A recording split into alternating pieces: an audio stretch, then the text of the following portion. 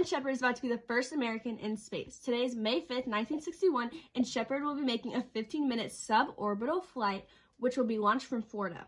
This is just the beginning of Project Mercury, where we will put men into orbit, understand the technical requirements and medical effects, all while bringing them back alive. Are you ready for takeoff? Yes, sir! Yes! All right.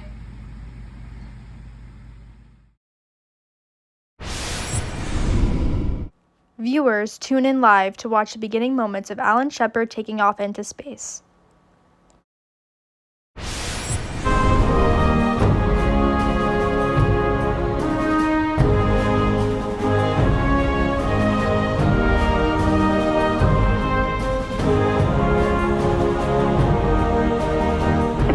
All right, liftoff and the clock has started. I'm Alan Shepard reporting live in space. We're at our highest point at an altitude of 116 statute miles, about to the landing point of 302 statute miles down the air. Today is July 22nd, 1961, and V. Grissom is going to air as the second flight of Project Mercury.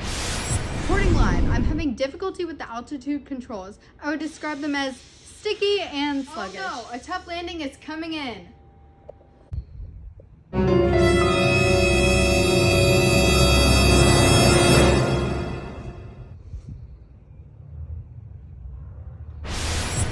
Thank God Grissom wiggled out in time, but as his spacesuit held onto water, he nearly sank. Luckily, he made it to the carrier deck alive. Phew, that was a close one. Today is February 20th, 1962, and John Glenn is going into space as the third flight of Project Mercury. Guys, I'm officially the first American to orbit Earth. 3, 2, 1, 0.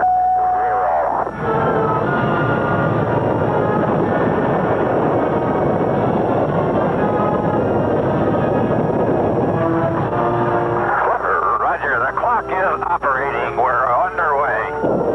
You're loud and clear. Roger, we're programming and roll okay. A little bumpy along about here. Stand by for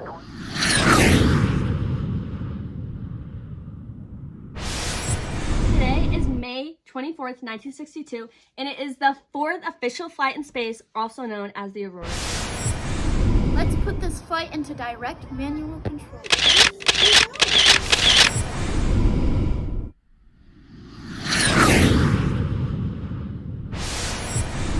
Another rough landing.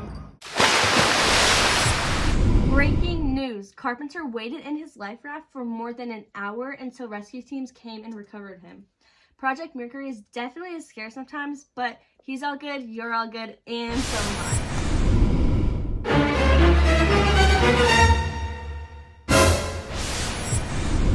For the fifth flight of Project Mercury on October 3rd, 1962, Walter Schirm is about to break the record of the longest duration in a U.S. flight with a total of 9 hours and approximately 13 minutes.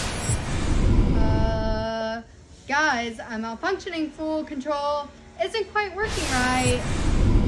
I guess that means a delay. On May 15th and 16th, you heard me right, 2 days, the final flight, also known as the sixth flight, is about to occur to sum up Project Mercury. This is about to be the first U.S. flight that takes longer than a day. Whoa! Getting a little tired, y'all. Breaking news! Well, Gordon is the first official person to sleep in space. I wonder how good that sleep was. I might have to try myself. To sum up the first flight of Project Mercury, also known as the Freedom 7, Alan Shepard attempted and succeeded the first ever suborbital flight. He safely landed in the Atlantic Ocean and was retrieved after an hour or so. The second flight, also named as the Liberty Bell 7, was launched out of Cape Canaveral with the pilot V. Grissom. Operational sequences were similar to the first suborbital flight. On May 5th, 1961, the third flight of Project Mercury took place. This was the first crewed flight with pilot Alan Shepard. The suborbital flight lasted about 15 minutes. On May 24th, 1962, the fourth flight of Project Mercury took place. The Aurora 7 was piloted by someone named Scott Carpenter. He was the sixth person to fly in space. Astronaut Wally Schirra was the pilot of the 5th flight of Project Mercury. This flight was called Sigma 7. The last and final flight of Project Mercury, the 6th one, lasted around 34 hours as the Freedom 7 orbited the Earth. Well, that's a wrap for Project Mercury. I know you